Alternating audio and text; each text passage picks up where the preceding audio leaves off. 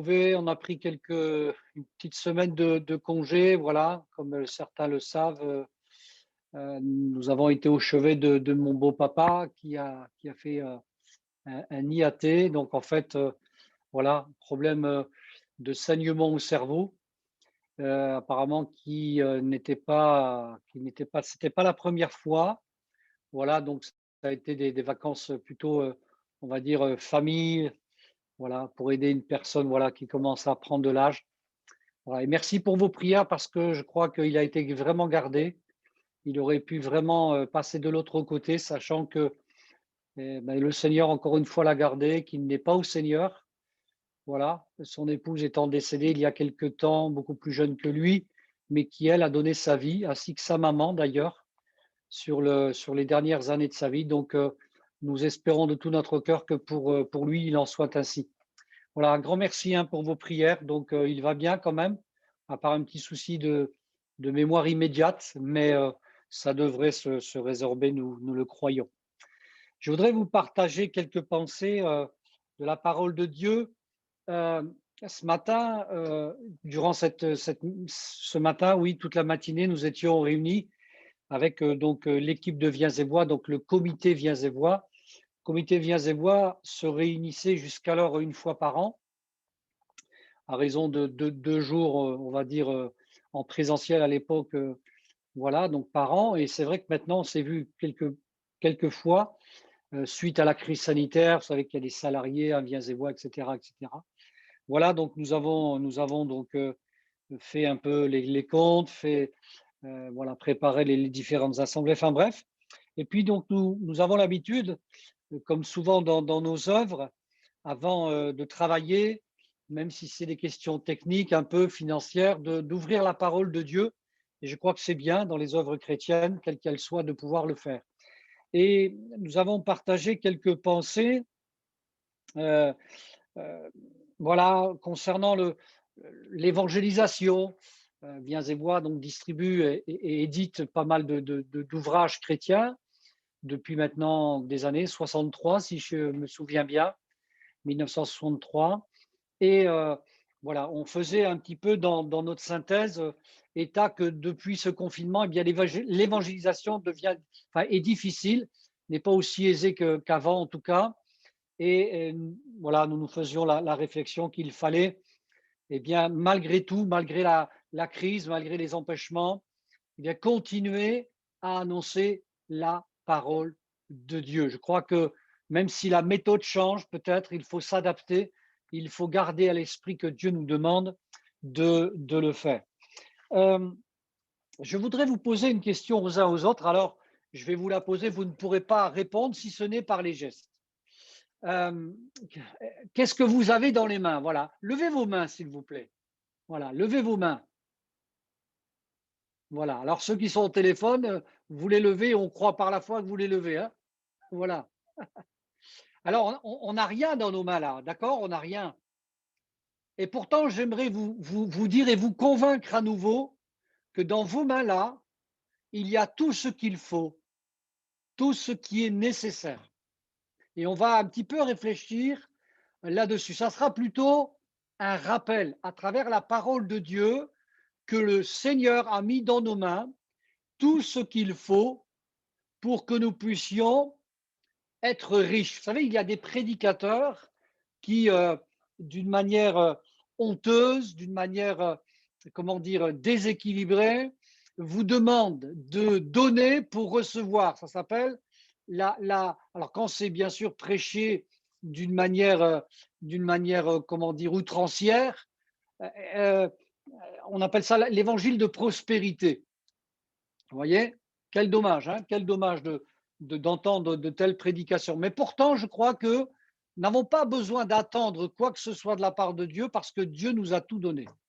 Il nous a donné tout un tas de richesses. C'est un petit peu dans cette pensée que que je voudrais que nous amener ensemble ce soir. Et on va aller voir du côté d'une parabole. Alors, j'ai prêché déjà plusieurs fois, et certainement Miko ou mes frères prédicateurs là-dessus. On va aller dans l'évangile de Luc au chapitre 16, à partir du verset 1er. Et on va lire ensemble du verset 1er jusqu'au verset 13. Voilà. Évangile de Luc, chapitre 16, verset 1er, il est dit ceci: Jésus dit aussi à ses disciples, un homme riche avait un économe qui lui fut dénoncé comme dissipant ses biens. Il l'appela et lui dit: Qu'est-ce que j'entends dire de toi? Rends compte de ton administration, car tu ne pourras plus administrer mes biens. L'économe dit en lui-même: Que ferai-je, puisque mon maître m'ôte l'administration de ses biens? Travailler à la terre? Je ne le puis. Mendier? J'en ai honte. Je sais ce que je ferai. Puisqu'il y ait des gens qui me reçoivent, voilà donc leur maison quand je serai destitué de mon emploi. Et en faisant venir chacun des débiteurs de son maître, il dit au premier: Combien dois-tu à ton maître? 100 mesures d'huile, répondit-il. Et il lui dit: Prends ton billet, assieds-toi vite et écris 50. Il dit ensuite à un autre: Et toi, combien dois-tu? 100 mesures de blé, répondit-il. Et il lui dit: Prends ton billet et écris 80.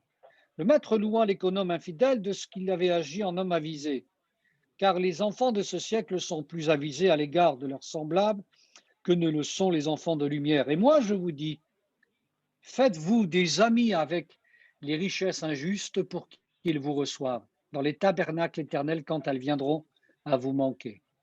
Celui qui est fidèle dans les moindres choses l'est aussi dans les grandes, et celui qui est injuste dans les moindres choses l'est aussi dans les grandes. Si donc vous n'avez pas été fidèle dans les richesses injustes, qui vous confiera les véritables?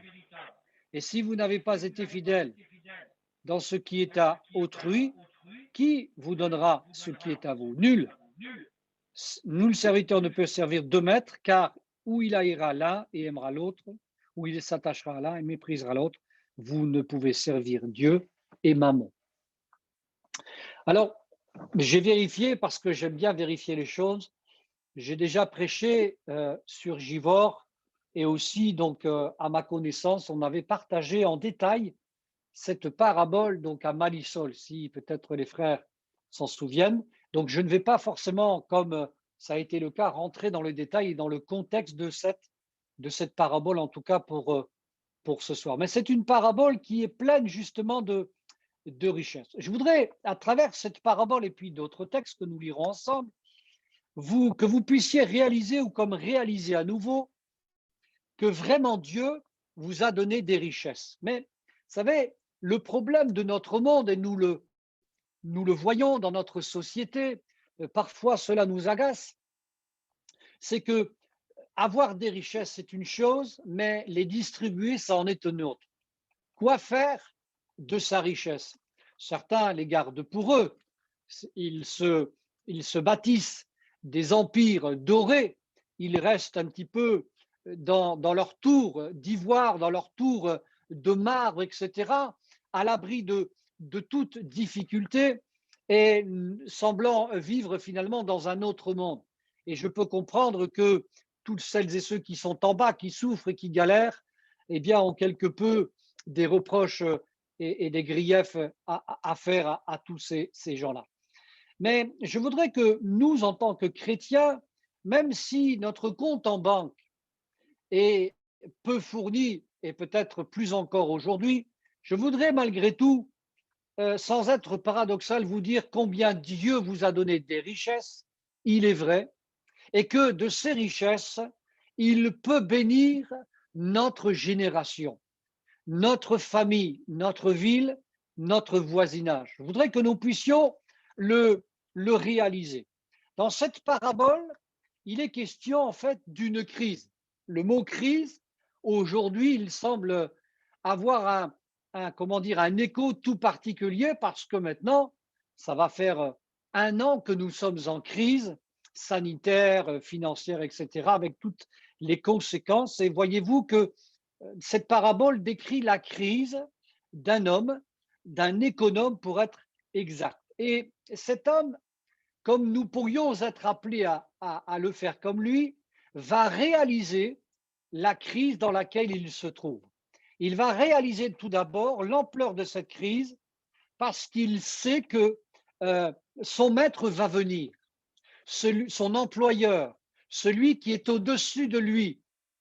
Et je pense que les uns et les autres, à travers cette crise, le Seigneur veut nous faire réaliser combien il est proche et combien l'heure est grave, c'est-à-dire l'heure est à nous tourner vers notre génération sans ménagement et de ne pas faire de la rétention de richesses, mais bien au contraire de la distribution de ces richesses que Dieu nous a données. Nous le verrons tout à l'heure pour parler de ces richesses. Donc il réalise, cet homme, la crise, la gravité de la crise, parce qu'il a appris que son maître va venir.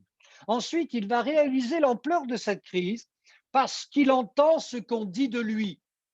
Il entend un témoignage qui le concerne. Et vous savez, parfois, ce qu'on dit de nous n'est pas toujours agréable à entendre. Nous ne sommes pas toujours d'accord de ce qu'on dit de nous. Parfois, c'est vrai, parfois, c'est faux, mais parfois, c'est vrai. Parfois, c'est vrai. Et en l'occurrence, pour lui, ce qu'on disait de lui, c'était vrai.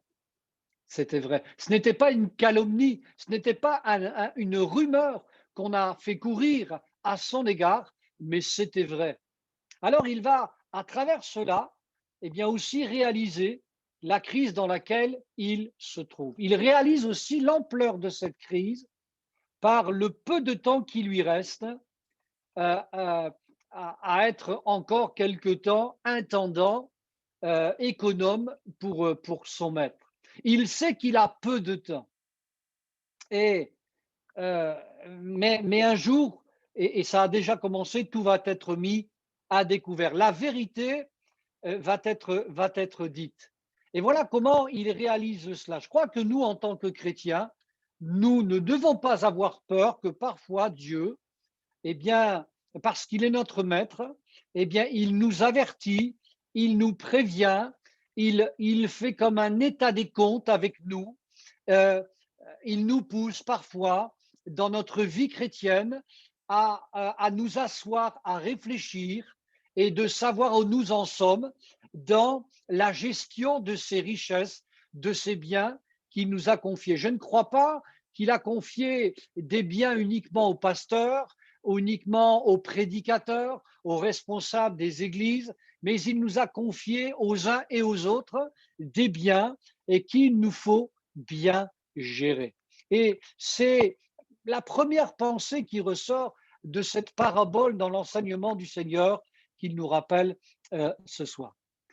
Cette parabole, elle parle de l'emploi de l'argent. Hein, c'est le langage de l'argent qui est le quotidien de cet économe.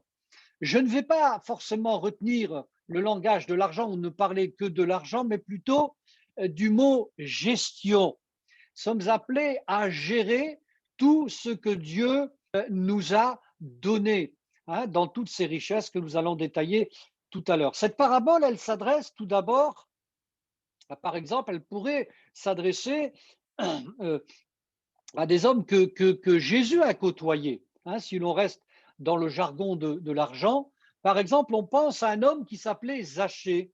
Hein. Dans l'évangile de Luc, au chapitre 19 et au verset 8, il est question de lui. Je n'en donne qu'un seul extrait à travers ce verset. Il est dit dans Luc 19, 8, mais Zachée, se tenant devant le Seigneur, lui dit, voici, Seigneur, je donne aux pauvres la moitié de mes biens. Et si j'ai fait tort de quelque chose à quelqu'un, je lui rends le quadruple. Que fait Zachée? En fait, il est en train de se repentir et il réalise quelles ont été les conséquences de comment dire, de ses actions mauvaises. Et il va le déclarer. Il va déclarer que maintenant sa gestion, la gestion va être tout autre. Il va réaliser que jusqu'alors il s'est trompé, il a mal agi. Mais puisque le Seigneur a eu pitié de lui, lui a fait grâce, alors, eh bien, ça va provoquer pour lui un changement radical. C'est vraiment le fruit de la repentance, cela. Et je crois que c'est important pour nous chrétiens de réaliser combien Dieu avant nous, pour nous, avant, a été bon pour nous, combien il a su être large, user de ses largesses pour nous confier ses richesses. Et, et je crois que Zachée est un bon exemple à suivre dans le fait que nous ne pouvons pas, nous ne devons pas retenir ce que le Seigneur nous a donné abondamment, mais nous devons le distribuer. Et rendez-vous compte, il est capable, lui, de dire, je suis prêt à rendre au quadruple. Moi, je ne sais pas hein, si vous aimez payer des intérêts quand vous allez contracter un emprunt, si je vous demandais à combien vous avez peut-être emprunté pour votre voiture, votre maison, au plus le taux est bas, au mieux vous vous portez, n'est-ce pas? Voilà, il me semble, hein, parce que ça représente des sommes quand on emprunte sur 20 ans, sur 15 ans. Hein, ça fait un petit pactole. On ne le voit pas tout de suite, mais au final, on se dit quand même, c'est des sacrées sommes d'argent. Et là, Zachée est capable, lui, de dire, ben moi, eh bien moi, je suis prêt à donner au quadruple. Hein. Voilà, il est quand même bon. Et moi, je pense que le Seigneur nous donne un exemple de largesse ici. Et on pourrait rester dans le domaine de l'argent, mais on pourrait parler de notre temps, euh, voilà, de la question du sacrifice dans ce que Dieu nous demande de donner comment dire, à l'exemple de Jésus, comment il a géré cela, comment il a donné, voyons comment Jésus a donné de son temps, comment Jésus a donné de tout ce qu'il a donné. C'est énorme, c'est énorme. Et nous devons suivre ce même principe. Cette parabole, elle s'adresse aussi à nous personnellement, qui sommes, je le disais tout à l'heure, les dispensateurs de ces richesses. Tout à l'heure, je vous ai fait lever les mains pour que vous puissiez comprendre que ces mains que vous avez levées ne sont pas vides, mais depuis bien longtemps sont capables eh bien, de donner des richesses que le Seigneur vous a données, nous a données aux uns et aux autres. Et pour savoir comment et à qui nous pouvons distribuer cela, je voudrais lire avec vous dans 1 Corinthiens chapitre 4. 1 Corinthiens chapitre 4, versets 1 et 2 nous dit ceci.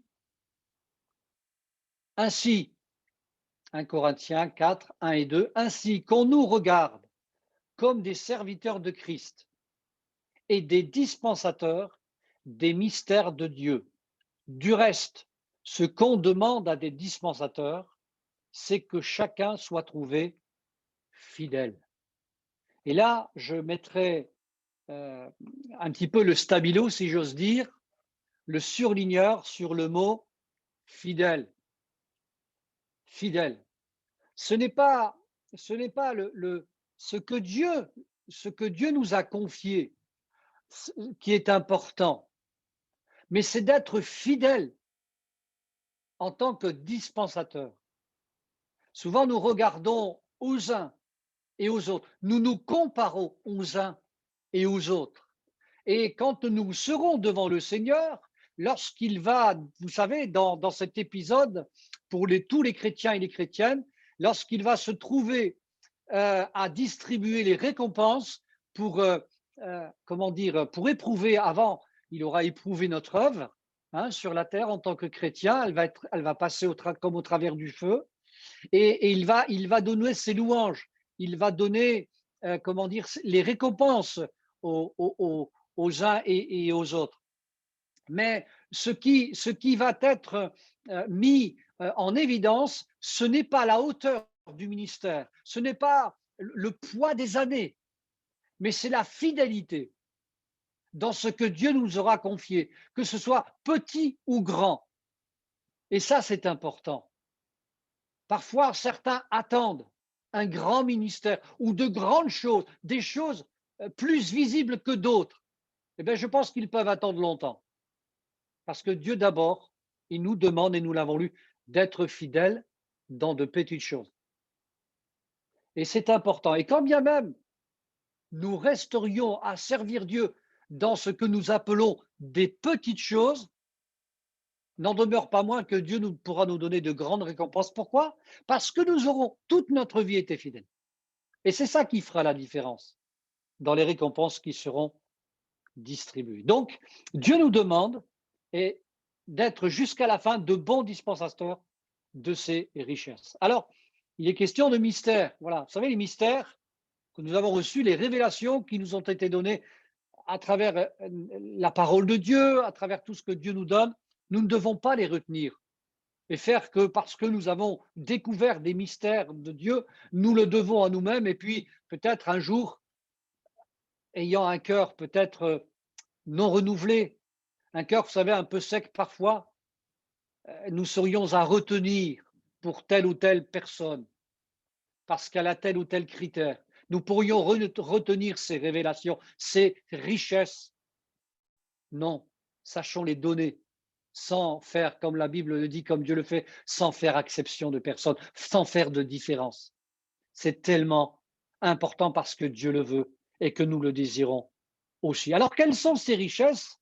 Les richesses de Dieu dont nous avons la charge, la garde pour les dispenser, pour bien les dispenser. Alors, je vais prendre avec vous un texte de 1 Pierre. 1 Pierre 1, 1 Pierre 1, 1 Pierre chapitre 1, versets 1 à 12. Je suis obligé un petit peu de lire quelques versets. Je m'en excuse. 1 Pierre 1, voilà, verset 1er. Pierre, apôtre de Jésus-Christ, à ceux qui sont étrangers et dispersés dans le pont, la Galatie, la Cappadoce, l'Asie et la Bithynie, et qui sont élus selon la prescience de Dieu le Père, par la sanctification de l'Esprit, afin qu'ils deviennent obéissants, et qu'ils participent à l'aspersion du sang de Jésus-Christ, que la grâce et la paix vous soient multipliées. Béni soit Dieu le Père de notre Seigneur Jésus-Christ, qui, selon sa grande miséricorde, nous a régénérés pour une espérance vivante, par la résurrection de Jésus-Christ d'entre les morts, pour un héritage qui ne peut ni se corrompre, ni se souiller, ni se flétrir. Il vous est réservé dans les cieux, à vous qui, par la puissance de Dieu, êtes gardés par la foi pour le salut prêt à être révélé dans les derniers temps. C'est là ce que je fais, ce qui fait votre joie, quoique maintenant, puisqu'il faut que vous soyez attristés pour un peu de temps par diverses épreuves, afin que l'épreuve de votre foi, plus précieuse que l'or périssable, qui cependant est éprouvé par le feu, ait pour résultat la louange, la gloire et l'honneur, lorsque Jésus apparaîtra. Vous l'aimez sans l'avoir vu, vous croyez en lui sans le voir encore, vous réjouissant d'une joie merveilleuse et glorieuse parce que vous obtiendrez le salut de vos âmes pour le prix de votre foi.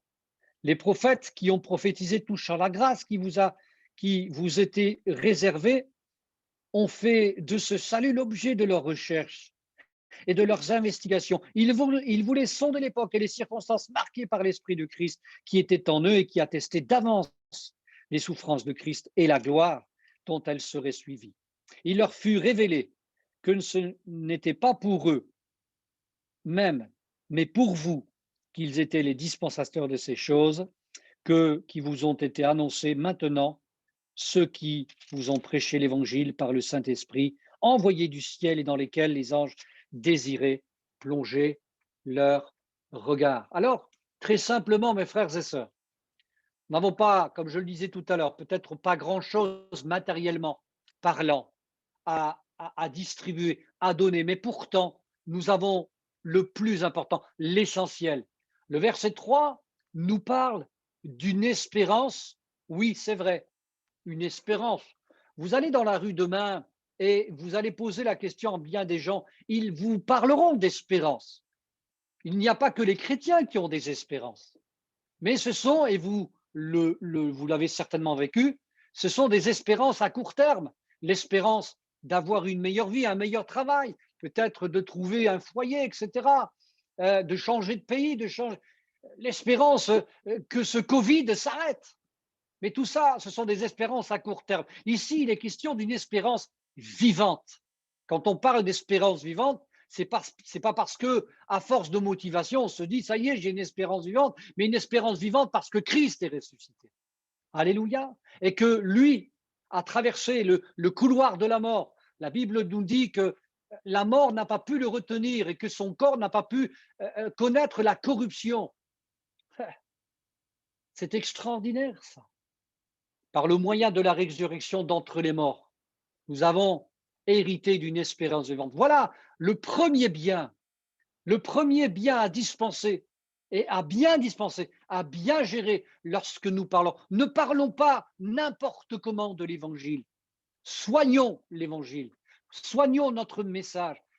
Ça ne veut pas dire le compliquer, mais, mais soyons de ceux qui dispensions cette espérance vivante. Nous avons, oui, une grande différence. Cela ne fait pas de nous des gens meilleurs que les autres, mais nous faisons la différence avec le message de l'évangile qui procure une espérance vivante. Alléluia. Et chaque jour, eh bien, cette espérance par la foi est renouvelée. Dans ces richesses que nous avons aussi à gérer pour le maître, eh bien, c'est aussi cet héritage, pas n'importe quel héritage, cet héritage qui est incorruptible, c'est-à-dire qui ne peut pas se flétrir, qui ne peut pas perdre de sa valeur, comme toutes les monnaies aujourd'hui. Vous savez, aujourd'hui, l'euro, il vaut tant, demain, il ne vaudra plus rien. On a dévalué le franc au moins 3-4 fois et ça a fait drôle au niveau de la banque. Quand on est passé à l'euro, on a tous fait grise mine. Au départ, on a été quelque peu endormi, mais après, ça a fait drôle. Surtout quand vous avez vu votre premier salaire, vous avez dit, il ne manque pas quelques francs là, vous ne saviez plus trop où vous étiez. Je pense que ceux qui ont connu ça se souviennent. Mais là, nous parlons ici d'un héritage incorruptible. Quoi qu'on fasse, quoi qu'on dise, quoi que l'ennemi attaque cet héritage, la Bible nous dit qu'il est bien gardé. Donc là où il ne peut pas se souiller. Il n'est pas sur la terre. Amen. Il ne peut pas être souillé à cause du péché. Il ne peut pas se flétrir, comme se flétrissent rapidement les champs et la nature. Par le moyen de la puissance de Dieu, il est dit dans ce texte, il est gardé dans la foi. Alléluia, gloire à Dieu. Ça, c'est notre deuxième richesse. Première richesse, une espérance vivante. Et ensuite, l'héritage. L'espérance nous mène à l'héritage. Il y a aussi ce salut, ce salut que nous avons reçu, mais que d'autres n'ont pas encore reçu. Et nous sommes le chaînon manquant, si je puis dire, de la transmission de l'évangile. Et nous savons que Dieu ne désire pas, même s'il a la possibilité de le faire par sa puissance, de faire parler les pierres. Si personne ne parle, les pierres crieront, nous dit la Bible. Mais ce n'est pas ce que Dieu veut. Dieu veut que ce soit des pierres, oui, vivantes comme nous, qui parlions et qui dispensions les richesses du Seigneur au plus grand nombre. Le salut, oui, mais le salut révélé. Oh, tout à l'heure, je crois que c'est Christian qui parlait pour un sujet de prière, que chez les musulmans, il n'y a pas du tout la même notion, si j'ose dire, du salut. Mais nous, le salut, nous savons ce que c'est. Il nous a été révélé par le Saint-Esprit. Nous avons compris que nous avions pu recevoir ce salut par grâce. Mais quel choc dans nos vies! Il a fallu que le Saint-Esprit nous convainque qu'il ne fallait pas payer pour obtenir ce salut. Imaginez un catholique qui est transpercé par cette révélation. Imaginez effectivement un musulman ou quelqu'un qui a été enchevêtré dans les liens de la religion pendant des années. C'est extraordinaire. Et nous ne pouvons pas garder ça pour nous parce que nous l'avons reçu par révélation. Amen. Nous devons prier pour que le Saint-Esprit se révèle encore à notre nation, quelles que soient les générations auxquelles nous avons affaire. Et puis, il est question dans ce texte de la joie. Oh, pas cette joie passagère non plus, mais cette joie parfaite. Cette joie parfaite parce que nous avons été réconciliés avec Dieu.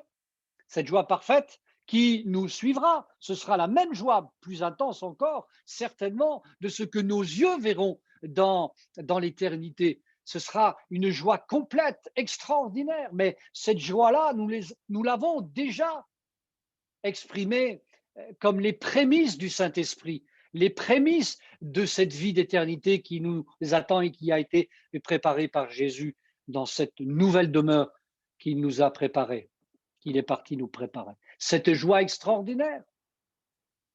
Alors, bien sûr, il ne s'agit pas d'être joyeux chaque jour à la manière comme certains le font, euphorique, hein. C'est pas ça que ça veut dire.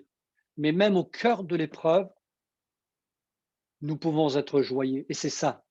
C'est ça qui est déstabilisant pour celles et ceux qui nous regardent, pour celles et ceux qui conversent avec nous. Ils se posent vraiment des questions. Nous sommes des énigmes. Comment pouvons-nous garder, être en joie? Et oui, nous pouvons même pleurer de joie. C'est extraordinaire, c'est miraculeux. Et c'est la joie que le Seigneur donne. Et la joie est tellement présente dans la parole de Dieu. Et cette joie nous anime. Et nous devons aussi entretenir cette joie, justement, dans notre vie chrétienne chaque jour, pour qu'elle soit à ce point tellement débordante qu'elle soit le partage aussi du plus grand nombre. Amen. Et peut-être que vous n'êtes pas en tant que chrétien, chrétienne dans la joie ce soir.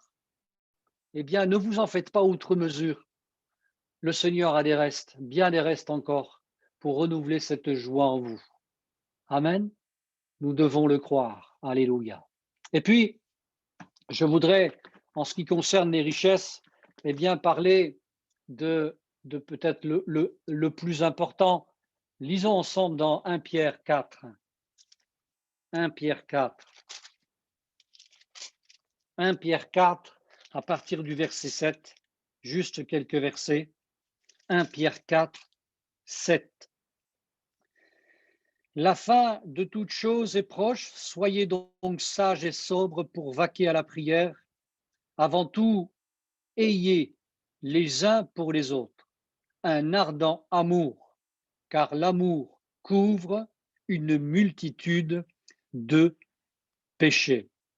Exercez l'hospitalité les uns envers les autres sans murmure, comme de bons dispensateurs des diverses grâces de Dieu, que chacun de vous mette au service des autres le don qu'il a reçu. Si quelqu'un parle, que ce soit comme annonçant les oracles de Dieu, si quelqu'un remplit un ministère, qu'il le remplit selon la force que Dieu communique, afin qu'en toute chose, Dieu soit glorifié par Jésus-Christ, à qui appartient la gloire et la puissance au siècle des siècles. Amen. Ce qui est central dans ces quelques versets que nous avons lus, pour la dernière richesse dont je voudrais parler, c'est l'amour. Mais un amour ardent, c'est-à-dire un amour qui est sans cesse renouvelé, qui n'est pas, qui n'est pas en train de s'éteindre, mais qui est nourri, tel un feu que nous nourrissons, sur lequel nous veillons pour que la température soit constante. Vous savez que ce n'est pas comme le thermostat qu'on a chez nous, où tant qu'il y a du carburant, ça se fait un petit peu automatiquement avec les sondes, etc. Pour vous, si vous avez eu ou si vous avez une cheminée, si vous ne veillez pas à ce qu'il y ait du bois, bien, votre feu sera peut-être beau une dizaine de minutes, mais si vous ne veillez pas, eh bien ça ne fonctionnera pas et la température chutera. Je crois que c'est important de comprendre cela très simplement, que nous devons veiller. Et je pense que Robert en a bien parlé dimanche au culte, car j'étais pour une fois de l'autre côté de la caméra. Voilà, il a parlé de l'amour. Et je crois que l'amour, ça s'entretient. Mais parfois, nous entretenons plus nos maisons ou nos biens matériels plutôt que de soigner nos rapports mutuels déjà entre frères et sœurs. Et je pense que ça, c'est ce qui est dit dans ce texte. Il est dit d'abord, en premier lieu. Et c'est la première des richesses que nous devons apprendre à bien gérer. Nous devons gérer tout cela avec beaucoup de sagesse, avec beaucoup de bienveillance. Lorsque ma bouche parle, lorsque voilà, je fais quelque chose, lorsque je m'adresse à quelqu'un, je dois le faire vraiment avec cet amour ardent. Donc, parfois, cet amour ardent va me faire taire. Parfois, cet amour ardent va me faire demander pardon. Cet amour ardent va me conduire euh, à faire des choses que je n'ai pas l'habitude de faire parce que, eh bien, je vois le bien de mon prochain avant mon propre bien. C'est ça que cela veut dire. Et si nous faisons cela, si nous distribuons cet amour de cette manière-là, alors, alors il y aura vraiment du fruit.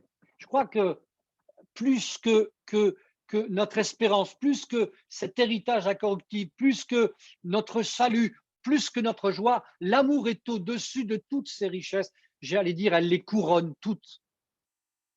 Elle les couronne toutes. En fait, nous pouvons ou ne pas dispenser les richesses de Dieu, un peu comme cet économe, eh bien, l'a fait. Pour bien comprendre, ça sera peut-être un petit rappel, mais sachant que l'économe, il était libre de gérer les biens, comme il l'a fait avec une grande liberté. Et dans sa panique, dans sa crise, eh bien, vous avez lu comme moi comment ce qu'il a fait. Et même si il a été sage selon une certaine sagesse, et là je ne vais pas rentrer dans le détail, euh, il a fait quand même les choses non pas comme son maître le voulait. Cette parabole, elle parle de la réaction de l'économe. Après que le maître lui dit, on pourrait croire qu'il a eu la bonne réaction, mais après tout, le maître le loue pour sa prudence. Attention à être trop prudent. Attention à être trop prudent. Je ne veux pas être trop prudent avec l'évangile, mais je veux le dispenser selon la sagesse de Dieu. Parfois, on est tellement prudent, tellement prudent, et cette crise nous l'apprend. On en parle avec les pasteurs, qu'on finit par ne plus rien dispenser, par ne plus rien donner. Alors que Dieu nous donne dans cette crise sanitaire à être prudent, bien sûr, mais pas trop prudent au point de rester cloîtré, cloisonné, en gardant pour nous notre joie et toutes ces choses dont nous avons parlé.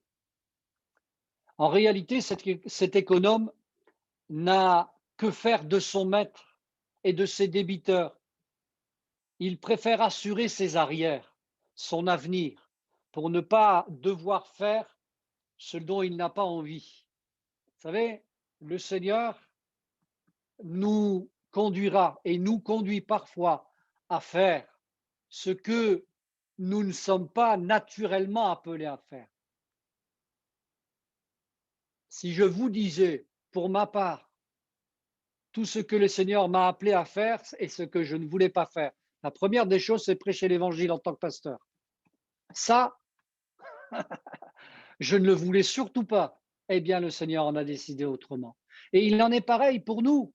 Le Seigneur vous conduira peut-être à faire quelque chose. Il vous appelle peut-être à faire quelque chose de simple, mais que vous ne voulez pas. Pour lui, c'était mendier. Il voulait surtout pas le faire, bien sûr. Ça ne veut pas dire que le Seigneur va nous apprendre à mendier, mais parfois, il va nous conduire dans une situation, non pas de mendicité, mais où nous allons peut-être manquer. Et il ne le voulait pas, cet économe. Et je crois que c'est important de considérer ce vers qui le Seigneur, le Maître, nous envoie. Et les conditions, parfois, peuvent être, en tout cas, à l'opposé de ce à quoi nous nous attendons. Notre avenir, nous devons l'assurer plutôt, non pas ici-bas, parce que notre avenir, il est assuré là-haut. Et peu importe quelles seront les conditions de notre avenir ici-bas. Mais il est question des tabernacles éternels, où celles et ceux qui auront reçu de notre part les richesses du Seigneur ici-bas, ils nous accueilleront dans le ciel. On les reverra. Alléluia. Gloire à Dieu. Celles et ceux, parfois c'est des anonymes, vers qui le Seigneur nous a envoyés, nous les retrouverons. Je ne sais pas comment on fera, mais on les reconnaîtra aussi. En tout cas, peut-être qu'ils viendront bien, nous accueillir dans les tabernacles éternels. Dieu, avant de nous confier des responsabilités dans le ciel, veut que nous soyons ici-bas trouvés fidèles dans la gestion de nos richesses qu'il est appelé injuste. Et je l'avais un petit peu expliqué, ces richesses injustes, qu'est-ce que c'est? Eh bien, des richesses injustes, ce sont des richesses, des choses que Dieu nous a données sans que nous produisions aucun effort. Et je vais juste en parler déjà d'un point de vue physique. Ma santé, quand j'ai la santé, qu'est-ce que j'en fais? Est-ce que je la mets au service du Seigneur? Mon énergie, ma vigueur, ma jeunesse, mes moyens, voilà, que Dieu m'a donnés, mon travail, mon intelligence, 3 points de suspension. Ce sont là déjà des richesses injustes, c'est-à-dire que nous n'avons rien fait pour les obtenir. Et on pourrait ensuite, bien sûr, je ne vais pas me répéter, les richesses spirituelles dont nous avons parlé. Et tout cela doit être mis au service du Seigneur, doit être géré comme le Seigneur le veut, pas n'importe comment, pour qu'elles soient dispensées, distribuées, comme d'autres l'ont fait avant nous, pour que nous puissions, à notre tour, recevoir l'Évangile. Toutes ces richesses qui nous sont confiées ne doivent pas être pour nous-mêmes, mais en vue du salut des âmes. Amen. Alors que Dieu nous aide à être de bons banquiers, de bons dispensateurs. Nous ne sommes pas très à l'aise avec les chiffres, mais là, ça c'est très bien, il n'y a pas de chiffres. Voilà, il n'y a pas de quantité. C'est formidable. Vous savez, le Seigneur, il sait ce qu'il fait. Mais nous devons avoir un grand cœur. Que Dieu élargisse nos cœurs pour nos semblables et que nous puissions dépenser du temps, dépenser, s'il le faut, bien sûr, de l'argent, comme nous le faisons, pour l'œuvre de Dieu, fidèlement, autant qu'il en soit possible, que nous puissions servir Dieu avec le don qu'il a mis à disposition. Voilà, il y a des prédicateurs qui sont là, il y a des chantres, etc. Il y a des frères et sœurs qui font le ménage. Voilà, au service de Dieu. J'ai envie de dire tous au service de Dieu. Alléluia, que Dieu soit béni. Voilà, je voulais vous partager ces quelques pensées avec vous ce soir.